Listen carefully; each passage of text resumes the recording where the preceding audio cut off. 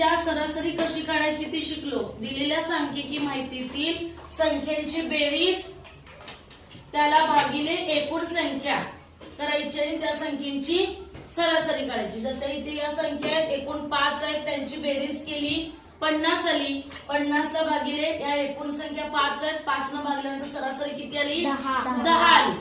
आता आपण काय शिकणार आहे बघा, इथं संख्या दिलेल्या आहेत 12, 13, 14, 15, 16। आता याची सरासरी फक्त बघितल्यानंतर किती येईल कोण सांगेल मला? सांग श्रेया। 14। अगदी बरोबर। श्रेयाने लगेच कसं सांगितलं तर बघा, बघूया की श्रेयाने याची सरासरी 14 येते म्हणून सांगितलंय। इथं 14 येते का बघायची।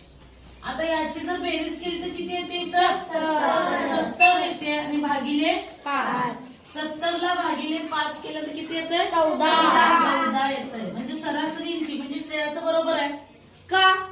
तर या ज्या दिलेल्या संख्या आहेत कशा आहेत?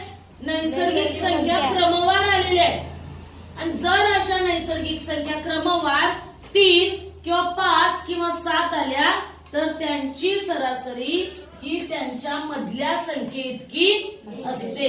म्हणजे इकडे 2 सोडल्या आणि या सोडल्या, मधली संख्या कोणती आली? 14। म्हणून यांची सरासरी किती आली? 14। आहे की नाही सोपं?